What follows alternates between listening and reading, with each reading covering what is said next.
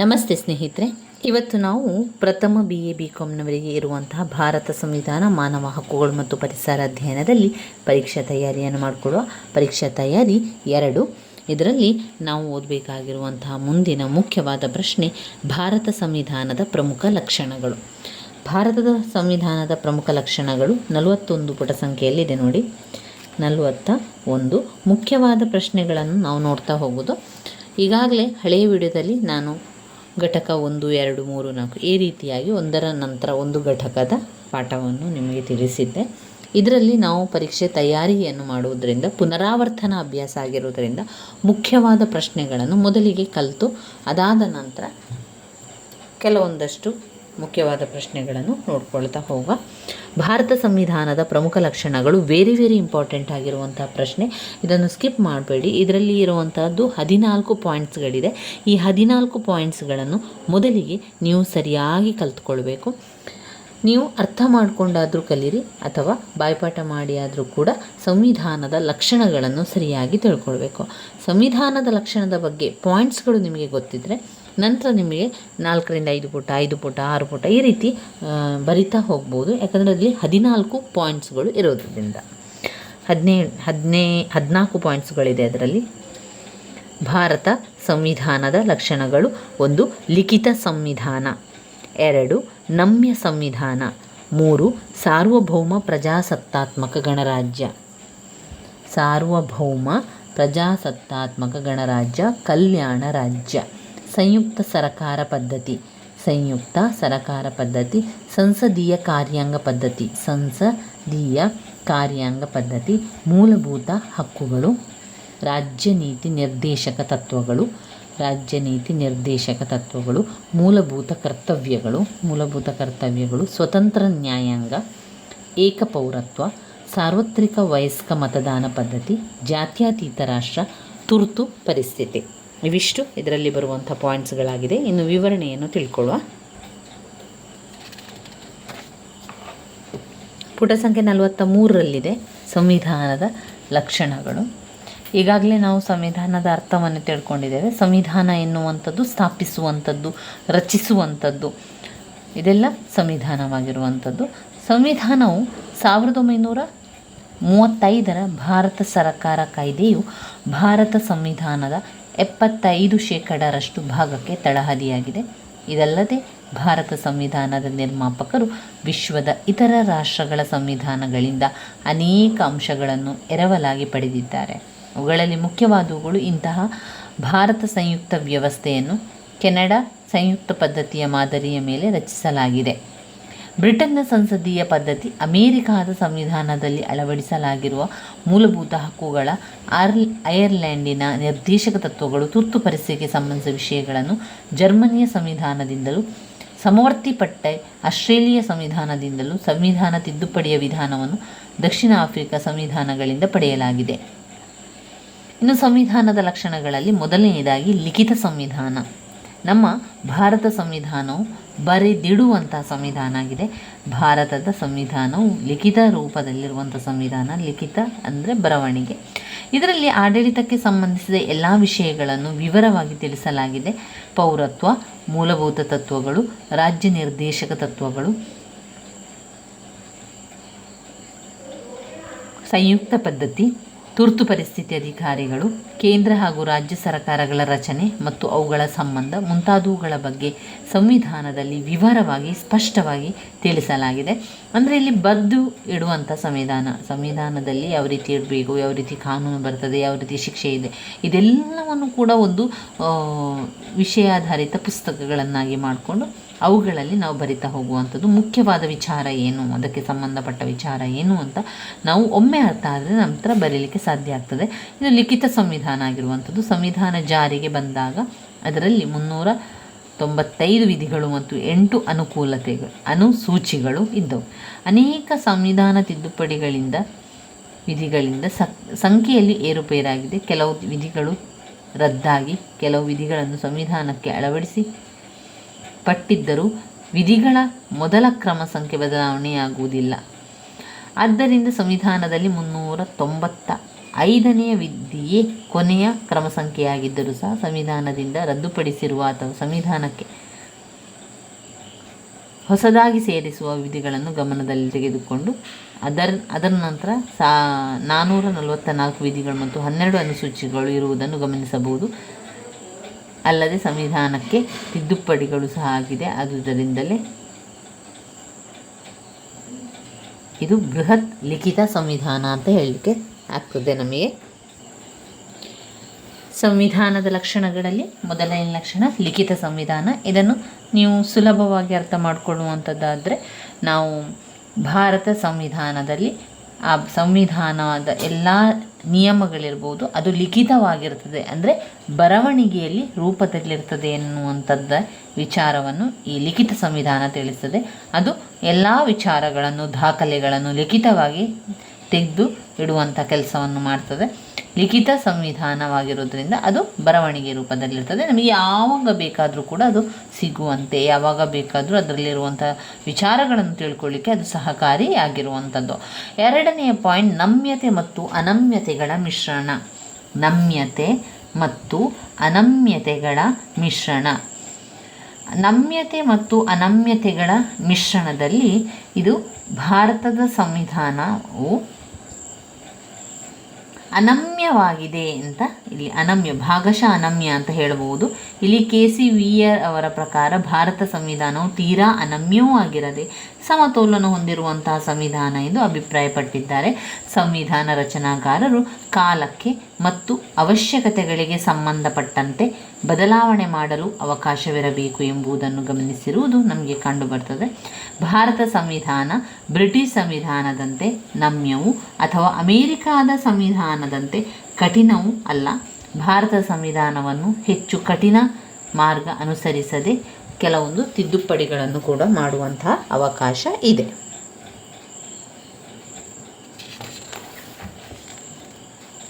ಯಾವ ರೀತಿಯಲ್ಲಿ ತಿದ್ದುಪಡಿಯನ್ನು ಮಾಡಬಹುದು ಅಂತ ಅವರಲ್ಲಿ ಕೊಟ್ಟಿದ್ದಾರೆ.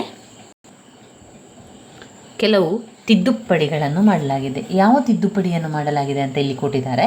ಸಂವಿಧಾನ ಕೆಲವು ನಿಯಮಗಳನ್ನು ಸಾಮಾನ್ಯ ಬಹುಮತದಿಂದ ಸಂಸತ್ತು ತಿದ್ದುಪಡಿ ಮಾಡಬಹುದು. ಯಾವುದು ಅವರು ಉದಾಹರಣೆಯನ್ನು ಹೇಳ್ತಾ ಇದ್ದಾರೆ. ಸಂವಿಧಾನದ 2, 3 ಮತ್ತು 4ನೆಯ ವಿಧಿಗಳು ರಾಜ್ಯಗಳ ರಾಜ್ಯದ ಮೇಲ್ಮೆಯನ್ನು ರಚಿಸುವಂತಹ ಅಥವಾ ಅದನ್ನು ರದ್ದು ಮಾಡುವಂತಹ ಅದಕ್ಕೆ ಸಂಬಂಧಪಟ್ಟಂತೆ ಸುಲಭವಾಗಿ ತಿದ್ದುಪಡಿ ಮಾಡಬಹುದು. ಸಂವಿಧಾನ ಕೆಲವು ನಿಯಮಗಳನ್ನು ಸಾಮಾನ್ಯವಾಗಿ ಬಹುಮತದಿಂದ ಸಂಸತ್ತು ತಿದ್ದುಪಡಿ ಮಾಡಬಹುದು.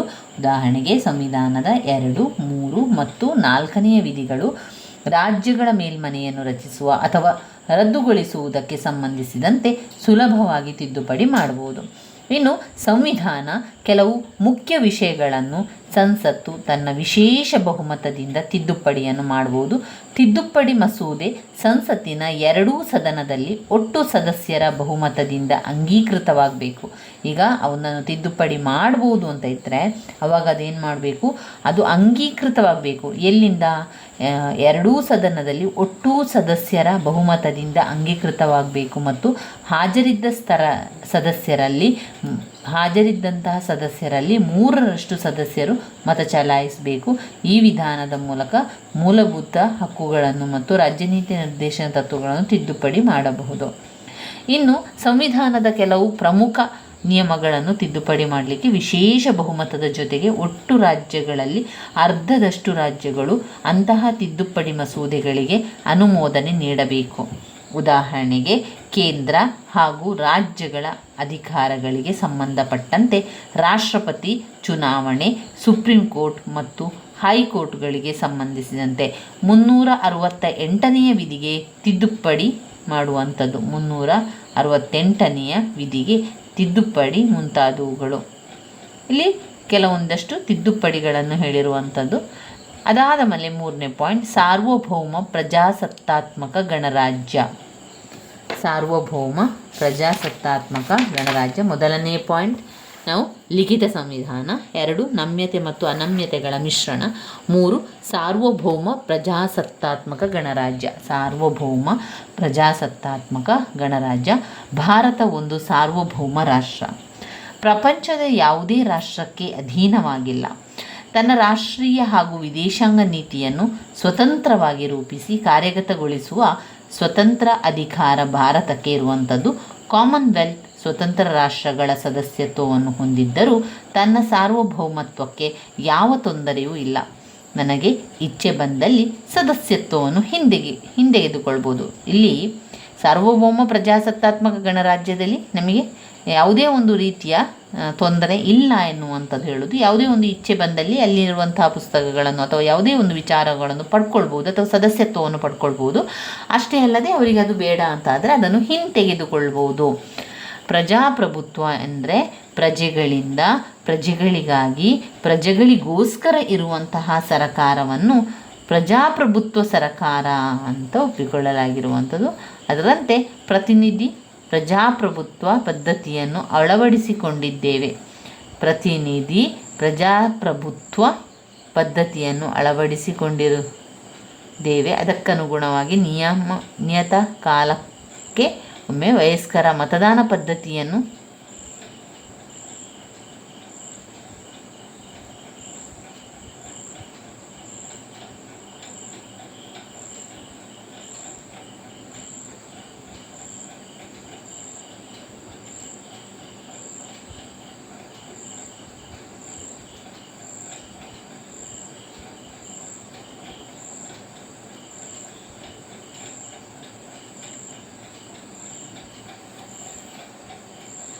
ಇಲ್ಲಿ ಅವರು ಸಾರ್ವಭೌಮ ಪ್ರಜಾಸತ್ತಾತ್ಮಕ ಗಣರಾಜ್ಯದಲ್ಲಿ ಪ್ರಜಾಪ್ರಭುತ್ವ ಅಂತ ಹೇಳಿದರೆ ಪ್ರಜೆಗಳಿಂದ ಪ್ರಜೆಗಳಿಗಾಗಿ ಪ್ರಜೆಗಳಿಗೋಸ್ಕರ ಇರುವಂಥ ಸರಕಾರ ಆಗಿರುವಂಥದ್ದು. ಅದರಂತೆ ಪ್ರತಿನಿಧಿ ಪ್ರಜಾಪ್ರಭುತ್ವ ಪದ್ಧತಿಯನ್ನು ಕೂಡ ನಾವು ಅಳವಡಿಸಬೇಕು. ಯಾವುದೇ ಒಂದು ಸಂವಿಧಾನ ಅಂತ ಬಂದಾಗ ಅದು ಅಲ್ಲಿನ ಒಂದು ಸಾರ್ವಭೌಮತೆ, ಅಲ್ಲಿನ ಒಂದು ಅಧಿಕಾರವನ್ನು ನಾವು ಮೊದಲಿಗೆ ನೋಡ್ಕೊಳ್ಬೇಕು. ಒಂದು ವೇಳೆ ಆ ಒಂದು ಅಧಿಕಾರ ಅವುಗಳ ಸಾರ್ವಭೌಮತೆ ಉತ್ತಮವಾಗಿದೆ ಅಂತ ಆದರೆ ಆ ಒಂದು ವ್ಯವಹಾರ ಆಗಿರ್ಬೋದು, ಯಾವುದೇ ಒಂದು ವಿಚಾರವನ್ನು ವಿನಿಮಯ ಮಾಡಿಕೊಳ್ಳಲಿಕ್ಕೆ ಮುಂದೆ ಬರುವಂಥದ್ದು.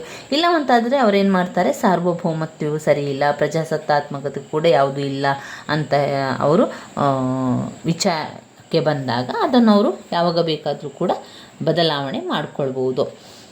ಅಂದರೆ ಅವರ ಒಂದು ನಿಯಮಗಳನ್ನು ಬದಲಾವಣೆ ಮಾಡಬೇಕು. ಹಾಗಾದರೆ ಈ ಸಂವಿಧಾನ ಎನ್ನುವಂಥದ್ದನ್ನು ತಕ್ಷಣ ನಮಗೆ ಬೇಕು ಬೇಡ ಅಂತಾಗ ಅದನ್ನು ಬದಲಾವಣೆ ಮಾಡಲಿಕ್ಕೆ ಸಾಧ್ಯ ಇಲ್ಲ. ಅವುಗಳು ನಿಯಮಕ್ಕೆ ಕಾಲಕ್ಕೊಮ್ಮೆ ವಯಸ್ಕರ ಮತದಾನ ಪದ್ಧತಿಯನ್ನು ಆಚರಿಸಿ ಚುನಾವಣೆಗಳನ್ನು ನಡೆಸಿ ಪ್ರಜೆಗಳು ತಮ್ಮ ಪ್ರತಿನಿಧಿಗಳನ್ನು ಆರಿಸ್ತಾರೆ. ಈ ರೀತಿ ಆಯ್ಕೆಯಾದ ಪ್ರತಿನಿಧಿಗಳು ಸರ್ಕಾರವನ್ನು ನಡೆಸುವವರು ಹಾಗೂ ಅಧಿಕಾರವನ್ನು ಉಪಯೋಗಿಸಿಕೊಂಡು ಪ್ರಜೆಗಳ ಹಿತಾಸಕ್ತಿಯನ್ನು ಕಾಪಾಡಲು ಯತ್ನಿಸುವುದು. ರಿಪಬ್ಲಿಕ್ ಪದ ವಿವಿಧ ಅರ್ಥಗಳನ್ನು ಕೊಡುವಂಥದ್ದು. ರಾಷ್ಟ್ರದ ಮುಖ್ಯಸ್ಥರು ಚುನಾಯಿತರಾಗುವ ಪದ್ಧತಿಯನ್ನು ರಿಪಬ್ಲಿಕ್ ಅಥವಾ ಗಣರಾಜ್ಯ ಎಂದು ಕರೆಯಲಾಗ್ತದೆ. ಹೊಸ ಆಕ್ಸ್ಫರ್ಡ್ ನಿಘಂಟಿನ ಪ್ರಕಾರ ಪರಮಾಧಿಕಾರಿಗಳ ಪ್ರಜೆಗಳಲ್ಲಿ ಅಥವಾ ಇವರಿಂದ ಆಯ್ಕೆಯಾದ ಪ್ರತಿನಿಧಿಗಳಲ್ಲಿ ಅಧಿಕಾರಿಗಳಲ್ಲಿ ಇದ್ದರೆ ಅದನ್ನು ರಿಪಬ್ಲಿಕ್ ಅಥವಾ ಗಣರಾಜ್ಯ ಎಂದು ಕರೆಯಲಾಗುತ್ತದೆ.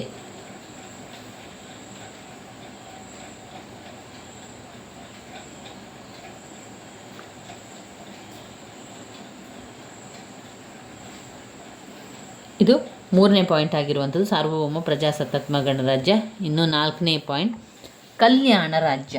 ಕಲ್ಯಾಣ ರಾಜ್ಯ. ಭಾರತ ಸಂವಿಧಾನ ಏನು ಮಾಡ್ತದೆ, ಕಲ್ಯಾಣ ರಾಜ್ಯವನ್ನು ಸ್ಥಾಪಿಸಲು ಅಂದರೆ ಸಾಮಾಜಿಕ, ಆರ್ಥಿಕ, ರಾಜಕೀಯ ಸಮಾನತೆಯನ್ನು ಸ್ಥಾಪಿಸುವ ಕಾರಣದಿಂದಾಗಿ ಕಲ್ಯಾಣ ರಾಜ್ಯವನ್ನು ಮಾಡಬೇಕು. ಕಲ್ಯಾಣ ಅಲ್ಲಿನ ಆ ಒಂದು ಪ್ರದೇಶದಲ್ಲಿರುವಂತಹ ಕಲ್ಯಾಣದ ಕ್ರಮಗಳನ್ನು ಮಾಡುವಂಥದ್ದು ಸಂವಿಧಾನ ಪ್ರಸ್ತಾವನೆಯಲ್ಲಿ ರಾಜ್ಯನೀತಿ ನಿರ್ದೇಶನ ತತ್ವಗಳ ಅಧ್ಯಯನದಲ್ಲಿ ಸ್ಪಷ್ಟಪಡಿಸಲಾಗಿದೆ. ಸಾಮಾಜಿಕ ಆರ್ಥಿಕ ಸಮಾನತೆ ಪಡೆಯಲು ಬೇಕಾದ ಅವಕಾಶಗಳನ್ನು ಸಂವಿಧಾನದ ಕೆಲವು ಕಾನೂನುಗಳು ಪ್ರಜೆಗಳಿಗೆ ಕಲ್ಪಿಸಿಕೊಟ್ಟಿದೆ. ವಯಸ್ಕ ಮತದಾನದ ಪರಿಸ್ಥಿತಿಯಲ್ಲಿ ಅನುಸರಿಸುವುದರಿಂದ ಮೂಲಕ ರಾಜಕೀಯ ಸಮಾನತೆಯನ್ನು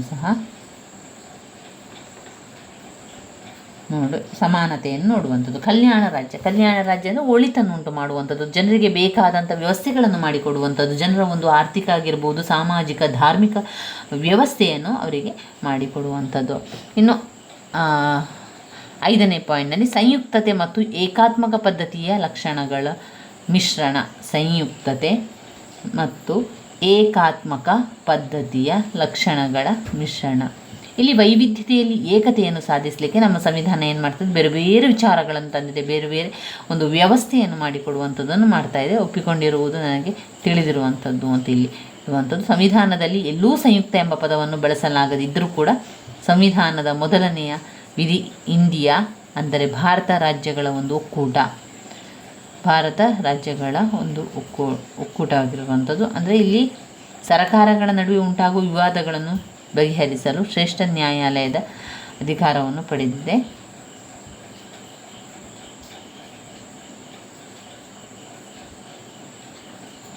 ಅದು ಸಂಯುಕ್ತ ಮತ್ತು ಏಕಾತ್ಮಕ ಪದ್ಧತಿಯ ಲಕ್ಷಣಗಳಾಗಿರುವಂಥದ್ದು. ಅಂದರೆ ವೈವಿಧ್ಯತೆಯಲ್ಲಿ ಏಕತೆಯನ್ನು ತರುವಂಥದ್ದು. ಇಂತಹ ಸಂವಿಧಾನ ರಚನಾತ್ಮಗಾರರು ಸಂಯುಕ್ತ ವ್ಯವಸ್ಥೆಯನ್ನು ರಾಜಕೀಯ ಪದ್ಧತಿಯಲ್ಲಿ ಒಪ್ಪಿಕೊಂಡಿರುವಂಥದ್ದು ತಿಳಿದು ಬರುವಂಥದ್ದು. ಇನ್ನು 6ನೇ ಪಾಯಿಂಟ್, ಸಂಸದೀಯ ಕಾರ್ಯಾಂಗ ಪದ್ಧತಿ. ಸಂಸದೀಯ ಕಾರ್ಯಾಂಗ ಪದ್ಧತಿ 7 ಮೂಲಭೂತ ಹಕ್ಕುಗಳು. ಸಂಸದೀಯ ಕಾರ್ಯಾಂಗ ಪದ್ಧತಿ ಮತ್ತು ಮೂಲಭೂತ ಹಕ್ಕುಗಳು. ಸಂವಿಧಾನದ ರಚನಾ ಸಭೆಯಲ್ಲಿ ಬಹುಮಂದಿ ಸದಸ್ಯರು ಏನು ಮಾಡ್ತಾರೆ, ಬ್ರಿಟಿಷ್ ಮಾದರಿಯ ಸಂಸದೀಯ ಕಾರ್ಯಾಂಗ ಪದ್ಧತಿ ಭಾರತಕ್ಕೆ ಸೂಕ್ತವೆಂದು ವಾದಿಸಿ ಅಳವಡಿಸಿಕೊಳ್ಬೇಕು. ಯಾವ ಅಭಿಪ್ರಾಯದಿಂದ ಅನುಸರಿಸಲಾಗಿದೆ ಅಂದರೆ ಅದರಲ್ಲಿ ನಾವು ಈಗ ಯಾವುದೇ ಒಂದು ವಿಚಾರವನ್ನು ತಿಳಿಸ್ತಾ ಇದ್ದೇವೆ ಅಂತ ಆದರೆ ಯಾವುದೇ ಒಂದು ವಿಚಾರವನ್ನು ಹೇಳುವಾಗ ಒಂದು ತರಬೇತಿ ಕಾರ್ಯಾಂಗದ ಪದ್ಧತಿಯಲ್ಲಿ ಕಾರ್ಯಾಂಗ ಅದರ ಬಗ್ಗೆ ವಿಚಾರಗಳು ಗೊತ್ತಿದೆ. ಕಾರ್ಯಾಂಗದ ಪದ್ಧತಿಯಲ್ಲಿ ನಿರಂಕುಶ ರೀತಿಯಲ್ಲಿ ಅಧಿಕಾರವನ್ನು ಉಪಯೋಗಿಸಿಕೊಳ್ಳಲು ಸಾಧ್ಯವಿಲ್ಲ ಎಂಬುದು ಮತ್ತೊಂದು ಕಾರಣ. ಇಂತಹ ಸರ್ಕಾರ ಪದ್ಧತಿಯಲ್ಲಿ ಪ್ರಜೆಗಳಿಂದ ಆಯ್ಕೆಯಾದ ಸಂಸತ್ ಪರಮಾಧಿಕಾರವನ್ನು ಹೊಂದಿರುವ ಅಸಮರ್ಪಕ ಅಥವಾ ನಿರಂತರ ರೀತಿಯಲ್ಲಿ ವರ್ತಿಸುವ ಮಂತ್ರಿಮಂಡಲವನ್ನು ಪದಚ್ಯುತಗೊಳಿಸುವ ಅಧಿಕಾರ ಪಡೆದಿದೆ. ಪಾರ್ಲಿಮೆಂಟ್ ಅಥವಾ ಸಂಸತ್ತಿನ ಪರಮಾಧಿಕಾರವನ್ನು ಸಂವಿಧಾನದ 24 ಮತ್ತು 42ನೇ ವಿಧಿಗಳಲ್ಲಿ ಇದೆ. 24ರಿಂದ 42, 24ರಿಂದ 42ನೇ ವಿಧಿಗಳನ್ನು ಅದು ಖಚಿತಪಡಿಸುವಂಥದ್ದು. ಇನ್ನು ಬರುವಂಥ ಪಾಯಿಂಟ್ಸ್, 7ನೇ ಪಾಯಿಂಟ್, ಮೂಲಭೂತ ಹಕ್ಕುಗಳು. ಹಕ್ಕುಗಳು ಅಂದರೆ ನಮ್ಮದು ಅಂದರೆ ಪ್ರಜೆಗಳ ಹಕ್ಕುಗಳು. ಯಾವುದೇ ಒಂದು ಹಕ್ಕುಗಳು ನಮಗೆ ಸಿಗಬೇಕಾದ್ರೆ ಅಂತಹ ಒಂದು ಹಕ್ಕುಗಳು ನಮಗೆ ಸಿಗಬೇಕು. ಒಂದು ವೇಳೆ ಅದು ಇಲ್ಲ ಅಂತಾದರೆ ಅದಕ್ಕೆ ಸಂಬಂಧಪಟ್ಟಂತಹ ಅಧಿಕಾರಿಗಳ ಜೊತೆಗೆ ಮಾತನಾಡಿಕೊಂಡು ಸಂಬಂಧಪಟ್ಟವರಿಗೆ ಅದನ್ನು ತಿಳಿಸಬೇಕು. ಸಂವಿಧಾನದ 3ನೇ ಅಧ್ಯಾಯದಲ್ಲಿ ಮೂಲಭೂತ ಹಕ್ಕುಗಳನ್ನು ಅಳವಡಿಸಿಕೊಳ್ಳಲಾಗಿದೆ. ಈ ಒಂದು ಹಕ್ಕುಗಳನ್ನು ನಾವು ಬೆಳೆಸಿಕೊಳ್ಳುವಂಥದ್ದು ಅಗತ್ಯವಾದಂಥ ಅವಕಾಶಗಳು ಇರುವಂಥದ್ದು. ಸಂವಿಧಾನ ಜಾರಿಗೆ ಬಂದ 7 ಮೂಲಭೂತ ಹಕ್ಕುಗಳನ್ನು ಸಂವಿಧಾನದ ಜಾರಿಗೆ ಬಂದ 7 ಮೂಲಭೂತ ಹಕ್ಕುಗಳು. 1, ಸಮಾನತೆಯ ಹಕ್ಕು, ಸ್ವಾತಂತ್ರ್ಯದ ಹಕ್ಕು, ಶೋಷಣೆಯ ವಿರುದ್ಧದ ಹಕ್ಕು, ದೈಹಿಕ ಸ್ವಾತಂತ್ರ್ಯದ ಹಕ್ಕು. ಅದರಲ್ಲಿ ಈ ಸಮಾನತೆಯ ಹಕ್ಕು, ಸ್ವಾತಂತ್ರ್ಯ ಹಕ್ಕು, ಶೋಷಣೆಯ ವಿರುದ್ಧದ ಹಕ್ಕು, ಧಾರ್ಮಿಕ ಹಕ್ಕು ಬರುವಂಥದ್ದು, ಸಾಂಸ್ಕೃತಿಕ ಹಕ್ಕು, ವಿದ್ಯಾಭ್ಯಾಸದ ಹಕ್ಕು, ಅಂದರೆ ಆಸ್ತಿ ಹಕ್ಕು. ಇದರಿಂದ ಅವರು ಅದರಲ್ಲಿಲ್ಲ ಮೂಲಭೂತ ಹಕ್ಕುಗಳಲ್ಲಿ ಸಮಾನತೆಯ ಹಕ್ಕು, ಸ್ವಾತಂತ್ರ್ಯದ ಹಕ್ಕು, ಶೋಷಣ ವರ್ಗದ ಹಕ್ಕು, ವಿರುದ್ಧವಾದ ಹಕ್ಕು, ಧಾರ್ಮಿಕ ಹಕ್ಕು, ಸಾಂಸ್ಕೃತಿಕ ಹಕ್ಕು, ವಿದ್ಯಾಭ್ಯಾಸದ ಹಕ್ಕು.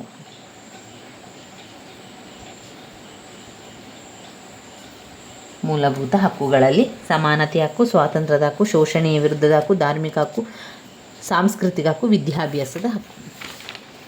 ಇನ್ನು ರಾಜ್ಯ ನೀತಿಯ ನಿರ್ದೇಶಕ ತತ್ವಗಳು. ರಾಜ್ಯ ನೀತಿಯ ನಿರ್ದೇಶಕ ತತ್ವಗಳಲ್ಲಿ ನಾವು ನೋಡುವುದಾದರೆ ಅದಕ್ಕೆ ಸಂವಿಧಾನಕ್ಕೆ ಕೊಟ್ಟಿರುವಂಥ ನೀತಿ ನಿಯಮಗಳ ಒಂದು ಪಟ್ಟಿ. ಸಂವಿಧಾನದ 4ನೇ ವಿಧಿಯಲ್ಲಿ ರಾಜ್ಯ ನೀತಿಯು ನಿರ್ದೇಶನ ತತ್ವಗಳನ್ನು ಅಳವಡಿಸಲಾಗಿದೆ. ಸಾಮಾಜಿಕ ಮತ್ತು ಧಾರ್ಮಿಕ ಪ್ರಭುತ್ವವನ್ನು ಸಾಧಿಸಲು ನಿರ್ದೇಶಕಗಳು ಬುನಾದಿಯಾಗಿದೆ. ಇವುಗಳನ್ನು ಕಾರ್ಯರೂಪದಲ್ಲಿ ತರುವುದರ ಬಗ್ಗೆ ನ್ಯಾಯಾಂಗದಲ್ಲಿ ಪ್ರಶ್ನಿಸಲು ಸಾಧ್ಯವಿಲ್ಲದಿದ್ದರೂ ಕೂಡ ದೇಶದ ಆಡಳಿತದಲ್ಲಿ ಮೂಲಭೂತ ಹಕ್ಕುಗಳಿಂದ ಪರಿಗಣಿಸಲಾಗಿದೆ. ಅಂದರೆ ಇಲ್ಲಿ ರಾಜ್ಯ ನೀತಿ ನಿರ್ದೇಶನ ತತ್ವವನ್ನು ಅಲ್ಲಿ ಅಳವಡಿಸಿಕೊಂಡಿದ್ದಾರೆ. ಯಾವಾಗಲೂ ಕೂಡ ಅದನ್ನು ತಿಳ್ಕೊಳ್ಬೇಕು ಅಂತಂದರೆ ಅದನ್ನು ನೋಡಿಕೊಂಡಾಯಿತು. ರಾಜ್ಯ ನೀತಿ ನಿರ್ದೇಶನ ತತ್ವಗಳು ಎಲ್ಲ ಮಟ್ಟದಲ್ಲೂ ಸರ್ಕಾರವು ಅವುಗಳಿಗೆ ಹೆಚ್ಚಿನ ಗಮನವನ್ನು ನೀಡಿ ಇಟ್ಟಿರುವಂಥದ್ದು. ಪ್ರಾಮಾಣಿಕ ಪ್ರಯತ್ನದಿಂದ ಅನುಷ್ಠಾನಕ್ಕೆ ತಂದು ಈ ಅಧ್ಯಯನದ ಗುರಿಯನ್ನು ಸಾಧಿಸಲು ಪ್ರಯತ್ನಿಸಬೇಕು. ಇನ್ನು 3ನೇ ಅಧ್ಯಯನ ರಾಜಕೀಯ ಪ್ರಜಾಪ್ರಭುತ್ವವನ್ನು ಸಾಧಿಸಲು ಅವಕಾಶ ಕೊಡುವಂಥದ್ದು. ಮೂಲಭೂತ ಕರ್ತವ್ಯಗಳು ಬರುವಂಥದ್ದು. ಇನ್ನು ಮೂಲಭೂತ ಕರ್ತವ್ಯಗಳು ಅಂತ ಹೇಳಿದರೆ ಒಂದೇ ನಾಣ್ಯದ 2 ಮುಖ ಅಂತ ಹೇಳ್ಬೋದು. ಸಂವಿಧಾನಕ್ಕೆ ಮಾಡಲಾದ 43ನೇ ತಿದ್ದುಪಡಿಯ ಮೂಲಕ 10 ಮೂಲಭೂತ ಕರ್ತವ್ಯಗಳನ್ನು ಸೇರಿಸಲಾಗಿದೆ. 4ನೇ ಅಧ್ಯಯನಕ್ಕೆ ಇಲ್ಲಿ 5(1)(a) ಎಂಬ ವಿಧಿಯನ್ನು ಸೇರಿಸಿ 10 ಕರ್ತವ್ಯಗಳನ್ನು ಪ್ರಜೆಗಳನ್ನು ನೆರವೇರಿಸಬೇಕು ಎಂಬುದು ಸ್ಪಷ್ಟಪಡಿಸಲಾಗಿದೆ. ಅಲ್ಲಿ ಪ್ರಜೆಗಳು ತಮ್ಮ ಕಾರ್ಯವನ್ನು ನಿರಂತರವಾಗಿ ನೀತಿ ನಿಯಮಗಳಿಗೆ ಅನುಸರಿಸಬೇಕು. ಒಂದೇ ನಾಣ್ಯದ ಎರಡು ಮುಖ ಇದ್ದಂತೆ ಅಂತ ಕಾಣ್ಬೋದು. ಇನ್ನು ಸ್ವತಂತ್ರ ಮತ್ತು ಏಕೀಕೃತ ನ್ಯಾಯಾಂಗ ಪದ್ಧತಿ. ಸ್ವತಂತ್ರ ಮತ್ತು ಏಕೀಕೃತ ನ್ಯಾಯಾಂಗ ಪದ್ಧತಿ. ಇಲ್ಲಿ ಇದು ಕೆಲಸ ಮಾಡಲು ನ್ಯಾಯಾಲಯಗಳು ಸ್ವಾತಂತ್ರ್ಯವನ್ನು ಪಡೆದಿದೆ. ಶ್ರೇಷ್ಠ ನ್ಯಾಯಾಲಯ ಮತ್ತು ಉಚ್ಚ ನ್ಯಾಯಾಲಯಗಳ ನ್ಯಾಯಾಧೀಶರನ್ನು ಸುಲಭವಾಗಿ ಪದಚ್ಯುತಿಗೊಳಿಸಲು ಸಾಧ್ಯವಿಲ್ಲ. ಭಾರತ ಸಂವಿಧಾನದ ಸ್ವಾತಂತ್ರ್ಯ ಮತ್ತು ಪ್ರಾಕೃತಿಕ ನ್ಯಾಯಾಂಗ ಅವಕಾಶ ಕಲ್ಪಿಸಿದೆ. ಪ್ರಜೆಗಳ ಹಕ್ಕುಗಳನ್ನು ರಕ್ಷಿಸಲು ಶ್ರೇಷ್ಠ ನ್ಯಾಯಾಲಯ ಮತ್ತು ಉಚ್ಚ ನ್ಯಾಯಾಲಯಗಳ ನ್ಯಾಯಾಧೀಶರನ್ನು ಸುಲಭವಾಗಿ ಪದಚ್ಯುತಗೊಳಿಸಲು ಸಾಧ್ಯವಿಲ್ಲ ಅಂತ ಹೇಳುವಂಥದ್ದು. ಅದಾದಮೇಲೆ 11ನೇ ಪಾಯಿಂಟ್ ಏಕ ಪೌರತ್ವ. ಒಬ್ಬನೇ ಪ್ರಜೆ, ಸಾರ್ವತ್ರಿಕ ವಯಸ್ಕ ಮತದಾನದ ಪದ್ಧತಿ, ಜಾತ್ಯತೀತ ರಾಷ್ಟ್ರ.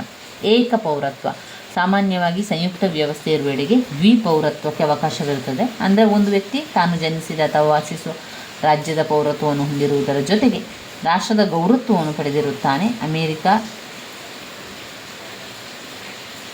ಅಮೇರಿಕಾ, ಸ್ವಿಟ್ಜರ್ಲೆಂಡ್, ಸಂಯುಕ್ತ ರಾಷ್ಟ್ರಗಳಲ್ಲಿ ದ್ವಿಪೌರತ್ವಕ್ಕೆ ಅವಕಾಶ ಇದೆ. ಆದರೆ ಭಾರತದಲ್ಲಿ ಸಂಕುಚಿತ ಪ್ರಾಂತೀಯ ಭಾವನೆಯನ್ನು ನಿಯಂತ್ರಿಸಿ ರಾಷ್ಟ್ರೀಯ ಭಾವನೆಯನ್ನು ಬೆಳೆಸಲು ಏಕ ಪೌರತ್ವವನ್ನು ನೀಡಲಾಗಿದೆ. ಸಾರ್ವತ್ರಿಕ ವಯಸ್ಕ ಮತದಾನ ಪದ್ಧತಿ ಬ್ರಿಟಿಷರ ಆಡಳಿತ ಕಾಲದಲ್ಲಿ ಎಲ್ಲ ಭಾರತೀಯರು ಕೂಡ ಚಲಾಯಿಸುವ ಹಕ್ಕನ್ನು ಭಾರತ ಸಂವಿಧಾನದ ಪಿತಾಮಹರು ಸಾರ್ವತ್ರಿಕ ವಯಸ್ಕ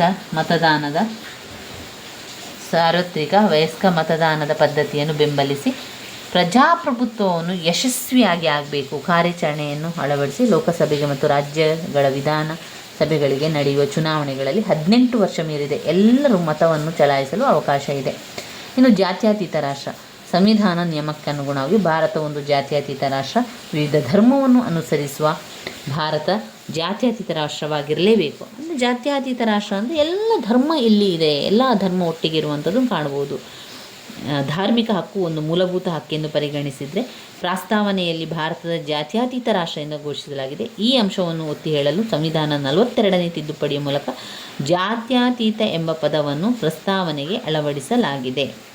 ಇದನ್ನು ಹೇಳುವಂಥದ್ದು ಅದು ಜಾತ್ಯತೀತ ರಾಷ್ಟ್ರ. ಕೊನೆಯದಾಗಿ 14ನೇದು ತುರ್ತು ಪರಿಸ್ಥಿತಿ. ಯಾವುದಾದ್ರೂ ಒಂದು ತುರ್ತು ಪರಿಸ್ಥಿತಿ ಬಂತು ಅಂತ ಆದರೆ ಆ ತಕ್ಷಣದಲ್ಲಿ ಏನು ಮಾಡಬೇಕು, ಅದಕ್ಕೆ ಸಂಬಂಧಪಟ್ಟಂಥ ಭದ್ರತೆಗಳನ್ನು ಕೊಡಬೇಕು. ಸಂಬಂಧಪಟ್ಟಂಥ ಅವಶ್ಯಕತೆ ಇದ್ದಾಗ ನಾವು ಕೂಡ ಏನು ಮಾಡಬೇಕು, ಅವರಿಗೆ ಸಹಾಯವನ್ನು ಮಾಡುವಂಥದ್ದು. ಅದೇ ರೀತಿ ಭಾರತ ಸಂವಿಧಾನದ ಮತ್ತೊಂದು ವಿಶೇಷ ಲಕ್ಷಣ ಎಂದರೆ ಸಂವಿಧಾನದ 19ನೇ ಭಾಗದಲ್ಲಿ ನಮೂದಿಸಲಾಗಿರುವ ತುರ್ತು ಪರಿಸ್ಥಿತಿ ಸಂಬಂಧಪಟ್ಟ ನಿಯಮಗಳು 352ನೇ ವಿಧಿಯಿಂದ 360ರವರೆಗೆ 3 ವಿಧವಾದ ತುರ್ತು ಪರಿಸ್ಥಿತಿಗಳನ್ನು ಘೋಷಿಸಬಹುದು.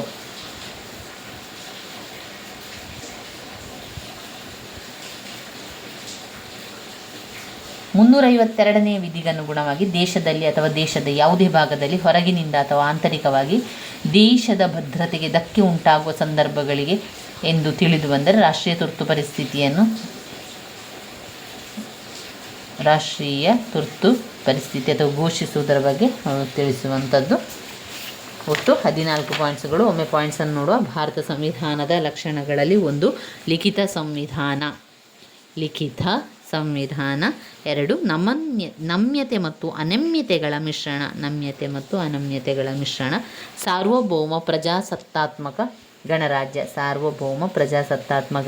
ಕಲ್ಯಾಣ ರಾಜ್ಯ, ಸಂಯುಕ್ತ ಮತ್ತು ಏಕಾತ್ಮಕ ಪದ್ಧತಿಯ ಲಕ್ಷಣಗಳು. ಸಂಸದೀಯ ಕಾರ್ಯಾಂಗ ಪದ್ಧತಿ, ಮೂಲಭೂತ ಹಕ್ಕುಗಳು, ರಾಜ್ಯ ನೀತಿಯ ನಿರ್ದೇಶಕ ತತ್ವಗಳು, ಮೂಲಭೂತ ಕರ್ತವ್ಯಗಳು, ಸ್ವತಂತ್ರ ಮತ್ತು ಏಕೀಕೃತ ನ್ಯಾಯಾಂಗ ಪದ್ಧತಿ, ಏಕ ಪೌರತ್ವ, ಸಾರ್ವತ್ರಿಕ ವಯಸ್ಕ ಮತದಾನ ಪದ್ಧತಿ, ಜಾತ್ಯತೀತ ರಾಷ್ಟ್ರ, ಹಾಗೆಯೇ ತುರ್ತು ಪರಿಸ್ಥಿತಿಗಳು. ಒಟ್ಟು 14 ಪಾಯಿಂಟ್ಸ್ಗಳನ್ನು ನಾವು ಅದನ್ನು ಕಲಿಬೇಕು. ಬಾಯ್ಪಾಠ ಮುಖಾಂತರ ಕೂಡ ನೀವು ಕಲೀರಿ, ಇಲ್ಲ ಅಂತಾದರೆ ಅರ್ಥ ಮಾಡಿಕೊಂಡಾದರೂ ಕಲೀರಿ. ಒಟ್ಟಿನಲ್ಲಿ ಭಾರತ ಸಂವಿಧಾನದ ಲಕ್ಷಣಗಳು ಒಂದು ಬಂದೇ ಬರುವಂತಹ ಪ್ರಶ್ನೆಗಳಾಗಿದೆ.